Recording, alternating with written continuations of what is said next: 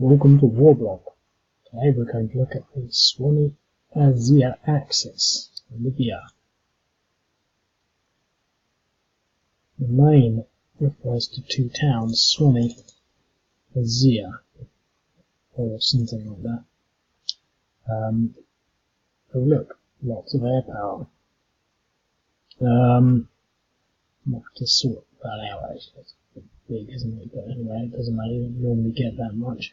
And it won't last. Swani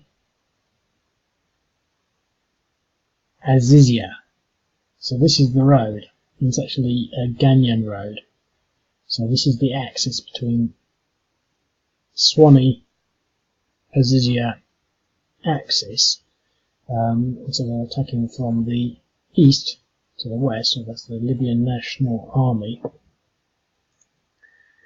So as you can see, there's the sort of border, and they're all in the wrong place, aren't they? Oh no, it's just him. It's just him in the wrong place. I'm going to sort that out. Who is that? 5M. Yeah, so that should be sorted out now. I'll have to start again though. So there we go. So it all looks proper. I mean, it's proper with things like that. And just for the hell of it, let's just draw this line because I like drawing so much. Drawing part's my favourite part of all. They don't hold all these towns, but they sort of go for them, and I think it's a bit of a and this is what they get. But the government of national accord actually sort of take these, apparently. But there's three main thrusts here, according to the website, which I can't remember where it is. Oops. There's this one there.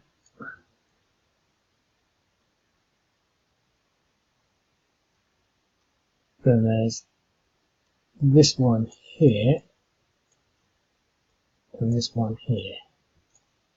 So in theory, they take that.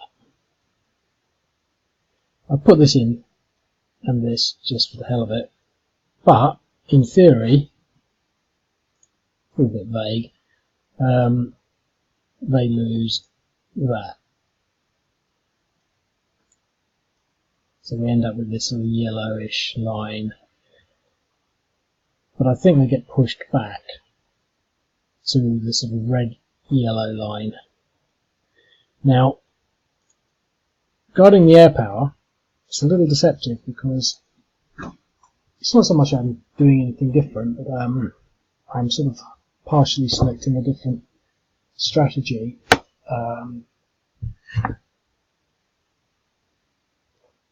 Part along the lines of introducing the Saediyah, and I'm thinking of doing that in a particular way, which I won't go into now, but sort of as a spin-off from that, I've started to look at how you could apply Saediyah and just do it with regular planes, but they just use a different sort of attack motive. But basically, the bottom line is these have, see, that has one air sortie, so after one turn, all of these won't be here. He's got only one turn. He's got two turns. 2, 2, 2, 3, 3, 3. So it's 2, 3, 3, 3, 2, 2, 2, and then 1, 1, 1, 1, 1. So basically, after 3 turns, all this air power will be gone. So what you've got to do in the first turn with all this air power is really define what you want to do with all that air power. And it looks like a lot, but it's not really. You'll soon get through to it. I mean, it's not as though you can blow up the whole line, but basically the whole idea is that you would apply it to take out certain things. So you might want to take out the anti-tank to protect your small little tanks. But you might want to take out the artillery because they're always a bit of a pain. Or you might want to use it to supplement breaking a big block like that.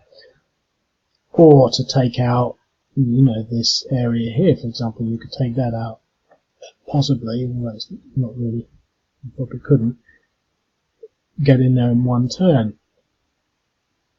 Something like that, etc., etc. So whatever you decide to do with the air power, it gives you that sort of initial option at the beginning to make a strategic determination about where you're going to strike. And I think that's that's what will make this game sort of interesting, really, because there's no given way to do this. I mean, this is only yesterday, so it's hardly something like Waterloo that has been given years of reflection and consideration. I don't even know whether they use a lot of air power, but we do know they sort of got some air power, and this doesn't mean they've got this many aircraft. It just means that they've got this much sort of relative power at this stage. And the reason they've only got up to turn 3, because what I was sort of inferring or considering or assuming is that they don't really have lots of air power. Although it looks like it there, that the fact that it only goes up to 3 is they don't, and it's just a reflection on the concentration in the first turn. So this could be just 2 planes doing whatever number of sorties they do. But all that aside, you've got to take out these objectives. Now I don't really know what to do. But we've got a block of infantry there, but we've got this main assault force here, another assault force there, and another assault force there. So they basically are sort of built up of 2 blocks. So that's one block, that's the other block, and that's the other block. Everything else is really just part and parcel of the defensive line. So these are just infantry units, but there's quite a lot of them, and there's another one just under there. Although they've got some armour on it, there's really just a stack of infantry and a stack of infantry. So you can sort of apply those as you want, mainly to extend the front line or extend the defensive line, but everything else is more sort of piecemeal, borderline, filler.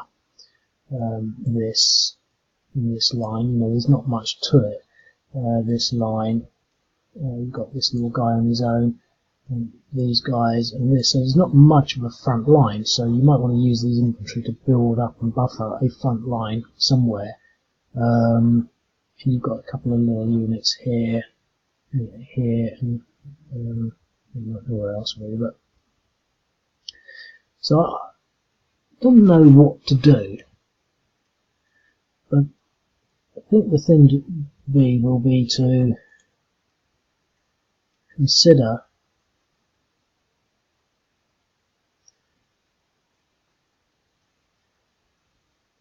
this. Kobari Zahra. Now I don't know where Kobari Zahra is actually. They gave the article had 3 places: Kobari Zahra, Saediyah, and Tuwaishah. They didn't say where they were, so I've just sort of guessed that they were there. So Saediyah could be up here, and Zahra could be down here, and whatever. So the geography is not brilliant. But I think what I sort of want to do really is to just, because we've got the option here, and it's all motorised. If we could clear that, we could go 1, 2, into there, and then into there. Now, that would be easy if this stack wasn't there.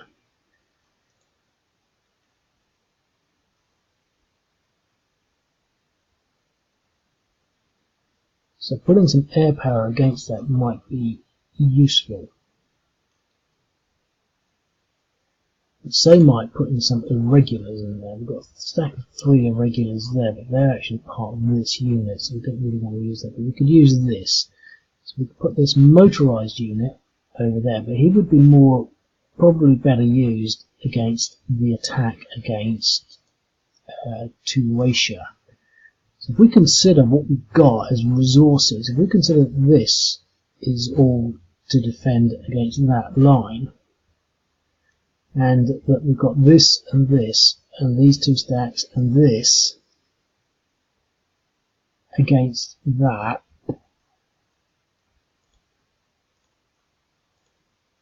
so to sort of make that clear, this purple front line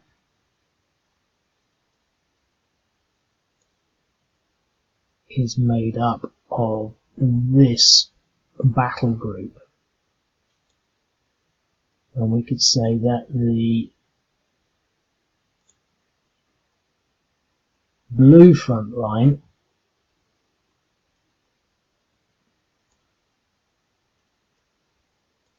is made up of, I would say, this battle group. And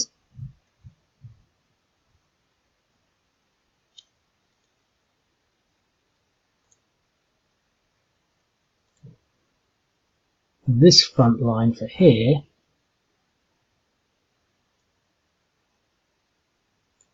is made up of this battle group. So this wants to go all the way through to there. And everything else is a sort of defensive, part of the defensive sector, so to speak. So this is all defensive as a line. So all of this will essentially be defending that line, and this line here will be defending like that, with essentially a small group of reserves who are so far behind they're not going to be critical to anything, but we could integrate them with that.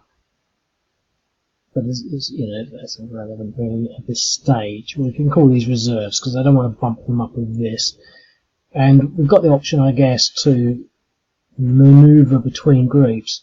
So if we were to think like that, we can say, okay, well, that's obviously a tough option. So where are we going to put our air power?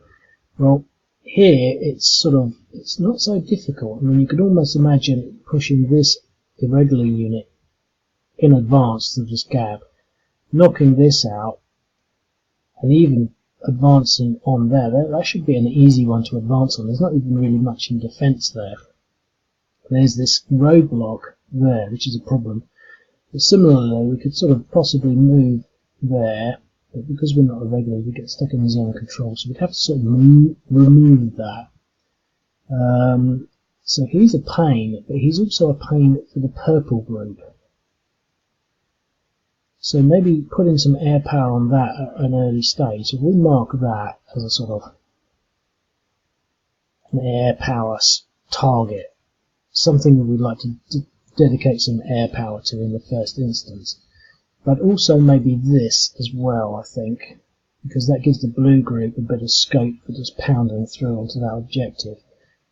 Here, I mean, this is just mission impossible. We've just got so much to get through and such a long distance that I don't really think that there's much to really be achieved, other than maybe determining that we want to take some of this artillery. So if we were to consider that artillery might be useful to attack as a strategic option, we could sort of say this. This is green stuff, I think it was green yet. Where's all the artillery? 1, 2, 3, 4, 5, 6, And this is just the stuff we can see. 7. I think it's probably all there is. 8. But that seems like a lot. 1, 2, 3, 4, 5, 6, 7, 8. So we'd use our first strike against all of that. And all that would do is bump them up a little bit. But I am really quite keen, although it's a little bit like the SEAD stuff, which is the special area defense, I am quite keen on the counter battery, not so much counter battery fire, but counter battery operations to try and take out artillery. And it's sort of something that never really goes with the flow because it's so boring, sort of trying to take out artillery. But the question is it going to be worth dedicating one airstrike against each of these and possibly getting less than one? Now the thing is, because of the way artillery works, they're quite unlikely to not want to fire them. But for example, if we hit all of these and did an average of less than 1, for example, but even if we did between 1 and 2, they could just sit there and recover from do nothing with their artillery completely. So if we're going to hit artillery, we really want to make it hurt. Now, the thing is, these 2 artillery units, we could maybe say we're not going to attack those because we're probably going to punch those with this initial assault through to there. We might want to say, okay, well, these artillery units are important to take out. So instead of having 1, 1, 1, 1, 1, we could have none, none, 2, 2, 2. So we can dedicate these ones as higher priorities. Here, we could similarly not have anything against him. So we have 1, 1, 2, 2, 2. So that would be 8. So I think I'm going to do that. And then all the other stuff will go against these 2 targets here. So that's 1, 2, 3, 4, 5, 6, 7, 8. And then 1, 2, 3, 4, 5, 6, 7, 8, 4 against that, 4 against that. So that's how I've determined my initial strike, my initial artillery barrage, or my initial airstrikes, allocation of airstrikes to take out those things. Now they have air defense. I've not elected to target that because we just, these only have 1 strike. There's no point taking out air defense so that we can fly next turn, even though we don't have any flights. So let's just see how that works and see whether I can remember what I've said.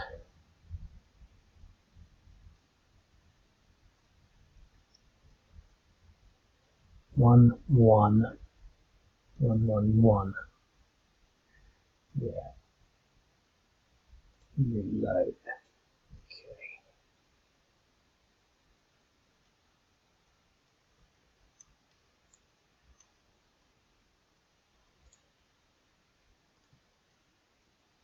Oh, that was nice.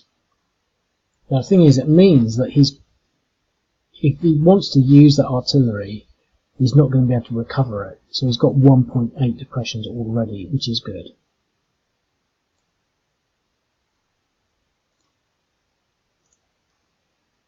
So that's sort of probably more than I expected, but it's hardly worth it. But still, it all adds up because it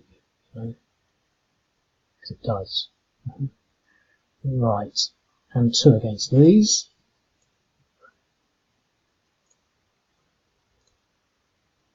Point 6.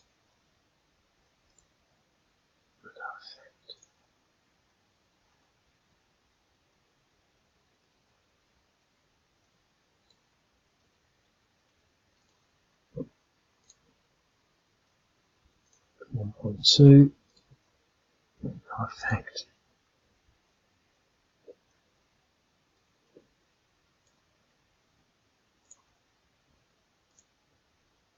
No effect. 2. So it's all averaged out quite nicely, really. He's now on 2. So, if they don't use their artillery, all of that can be recovered in 2 turns. So the next step is to look at the easy battle group. And I think that's going to be this one here. And it's going to move him into there. Oh no, let's do the other air assaults first. So 4 onto this.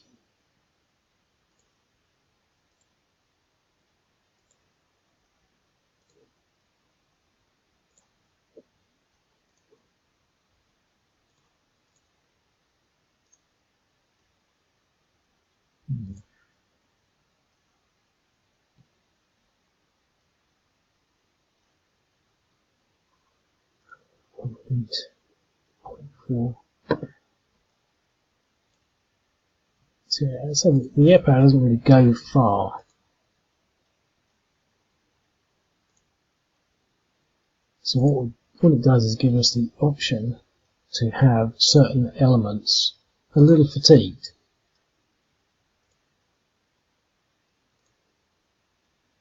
That's good. So they're at 2.1, 1.6. So hardly massive numbers, but they've they've had the edge taken off of them. So now the first thing I'm going to do is move into there. Take this artillery position. Oh, we've got some artillery. And I'll use it elsewhere, I think. DR, that's all I wanted. DR, to push that out. So he's now there. Depression's 2.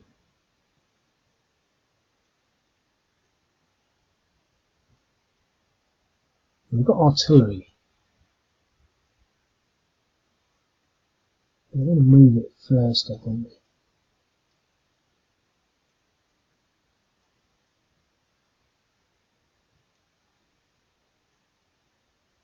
So we're dealing with this sector here.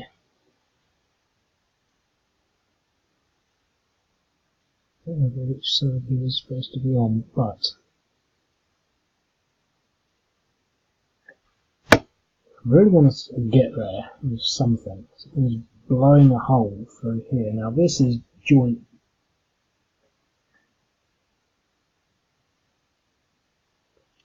sort of area really.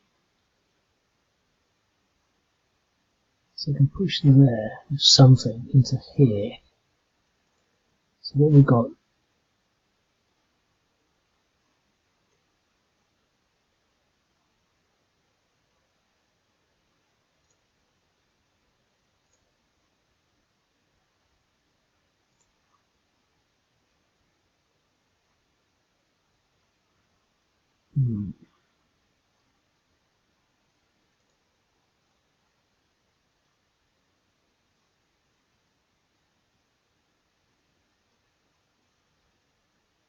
so because of that, we will need to punch both of these units back.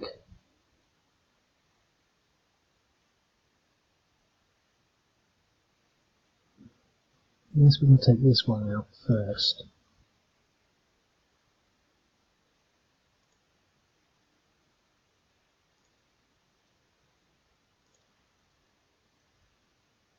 Well, let's just move all this slightly forward. Like that.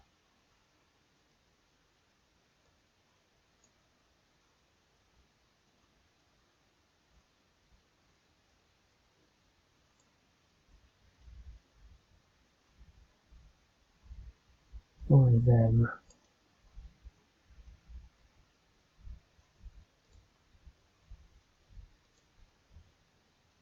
Okay. 1.25, 3.5, 3.15.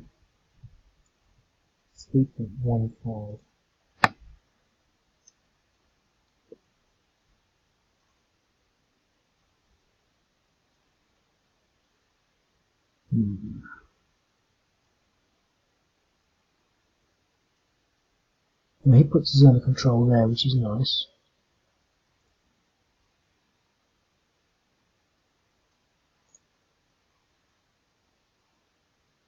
Right, let's move some motorised units there.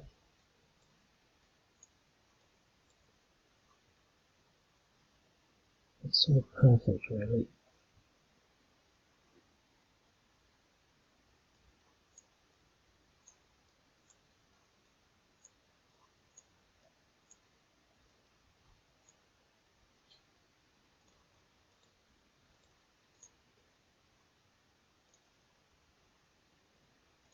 5-1.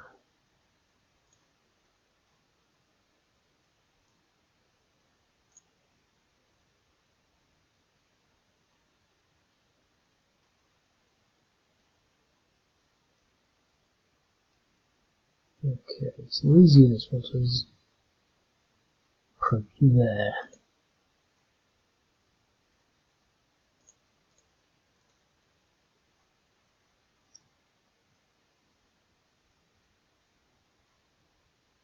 It's a tough cookie, really.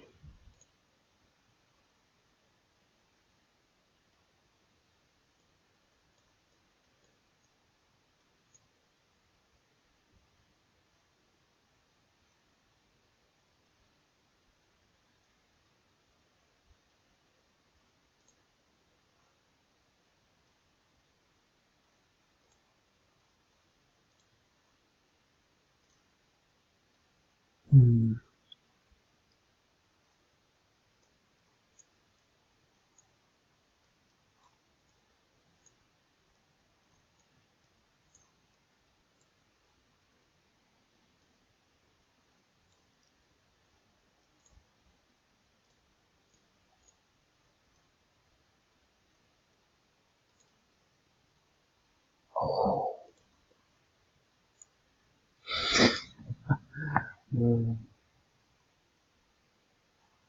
What can I say? I'm stupid. I was thinking, I didn't really calculate this, but it will be okay. This is not.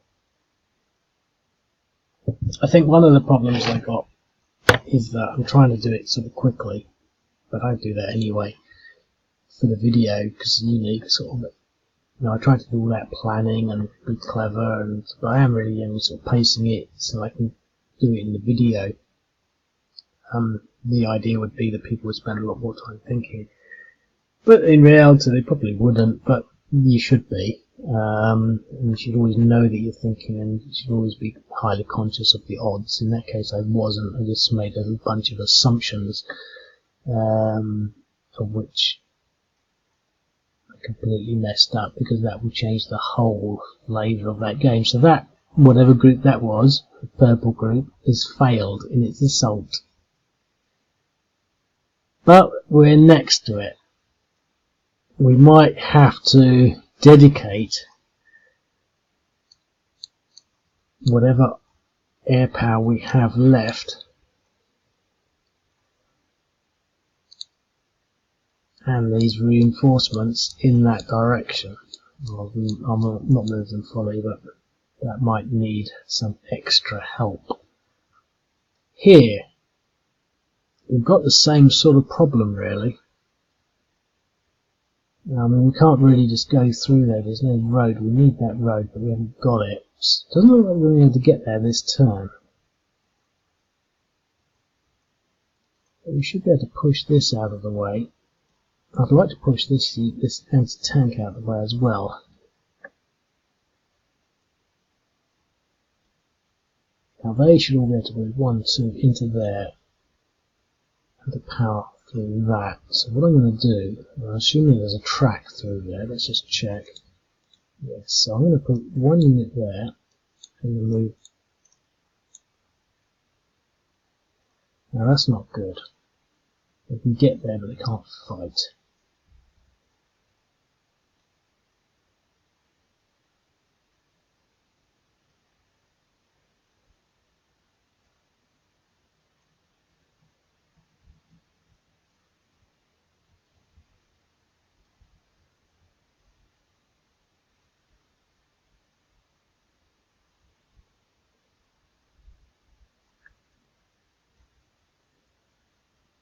Right, we can do this. And we can do something like this.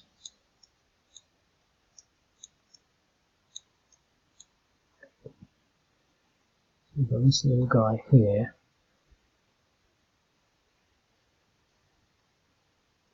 Let's just see what we can do here first.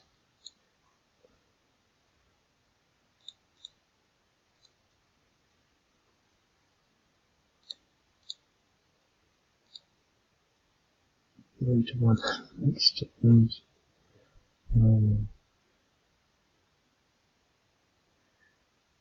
So we failed to punch through there as well.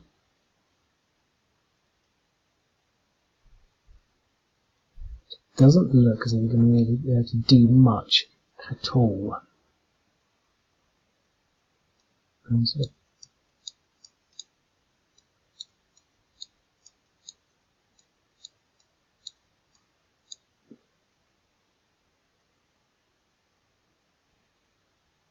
I'm going to move into this hex, although that won't really do anything.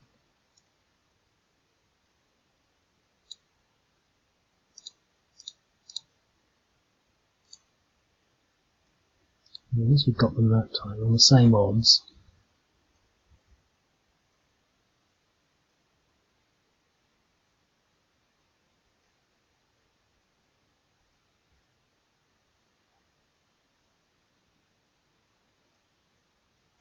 And down here, with this battle group.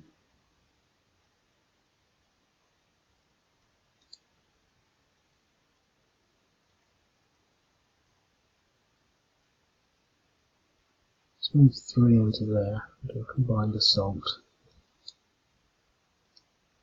And let's redo it. Okay.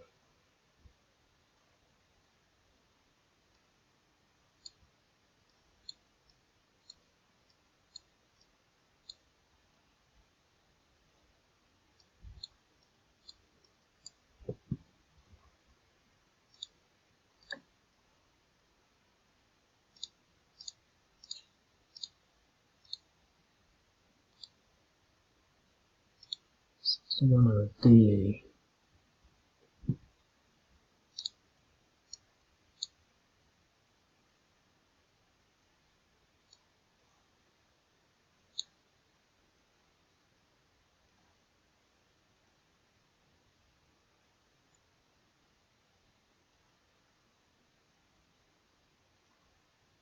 So I want to be punching against the centre tank. Some experience, they tend to be quite tough.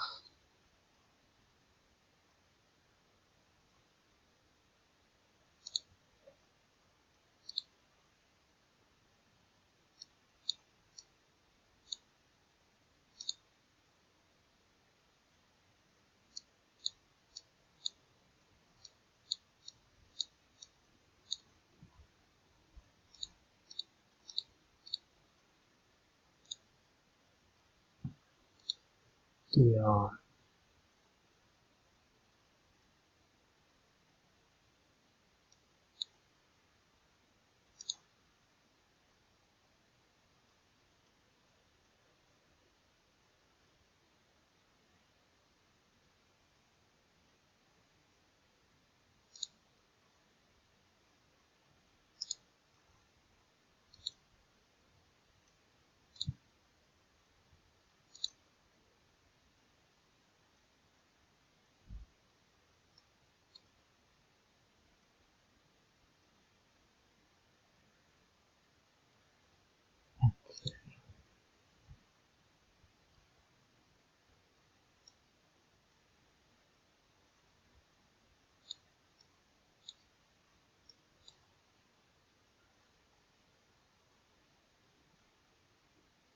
I really want to open the infantry stack on its own.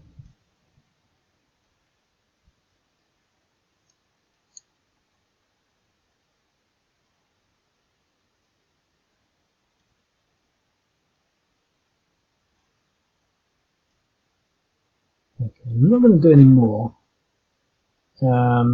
Slightly disappointed with this opening move.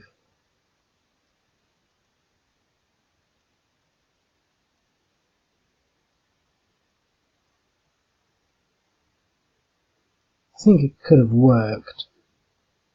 I didn't calculate the odds, and so that was my mistake. I'm just wondering whether I should really want to try to just figure out whether I should give the LNA more, just more of a few things, or whether it's sort of, because they didn't do it easily, and it is a stalemate sort of area, so you might sort of think, well, maybe that's that. You know, it's not as though there are what's not easy to determine how much damage they've taken, but you know, I mean that's 4.4, 6.6, so that's 50% reduced. You know, a lot of these things have been hit. You know, they've been hit. This stack is fresh, but in here, no, we've got an AR, didn't we? He's been hit a little bit. He's been hit. The artillery has sort of been pounded. So we haven't really done a lot of damage at all, really. But over here, he's been hit. And they're over 60% down. So it could be that, you know, a lot of the initial strike was taken out by the effect of them being dug in and entrenched. Now that they've been ousted, it might get a bit easier. I'm not going to do another turn because I don't want to take the time, but the previous game I played, the other time we were able to counterattack. So the question is, can the GNA counterattack and start doing incredible damage? And I sort of think not, you know, because I mean I would move a lot of this stuff in. I've got maybe some artillery that I can help bring into support, but these are going to form the line there. This lot's going to form a defensive line along there. And the question is, you know, can they actually muster a counter-attack? And I don't think they can, but they will be able to. You know, they don't have the air power, but the air power is sort of, you know, it's only a very temporary thing for the LNA. So, be interesting to see, but I'm not going to do it because I've got things to do. But I'm not sure. I'm a bit on the edge of whether or not to actually change things, and I don't think I will. I'm going to leave it, I think, you know, the actual volume, because I think there's enough, because once these things do break, that's the end of it, and it is, as I said, I've already said this, it's a stalemate, so I think that sort of reflects that stalemate in a sense.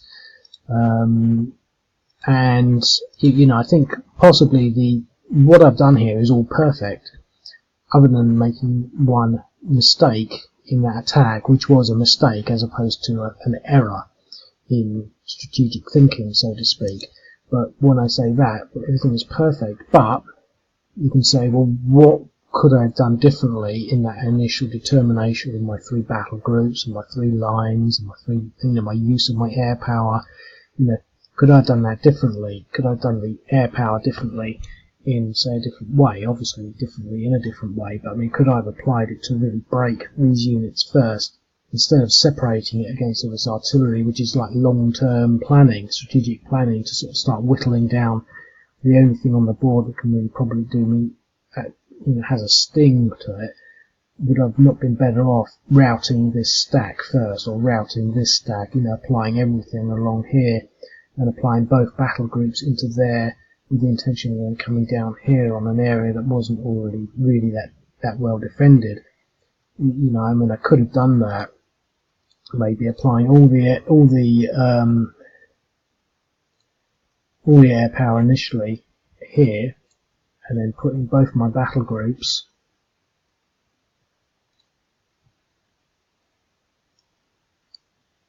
through here and then down there, taking both objectives, so concentrating the power of both of them onto one with all air power on there, and everything else forming a line, with this hacking forward slightly but more defensive, and then once this is done, with this moving down to there, supported with that, putting pressure from here, and that might have been a better way to do it. But that's the whole idea of strategic simulation and, you know, living and learning, so to speak. I've always said that, you know, you don't play a game to the second or third turn once you've sort of figured out, you know, sort of the balance of things and how things work. You know, that's what the first playthrough does, but obviously the more you don't get, you know, you only get one go in reality. But anyway, leave it at that. Hope you enjoyed that, and you know, if you want to play it, if you think you can do better, sign up and give it a whirl, and I'll speak to you later. Cheerio.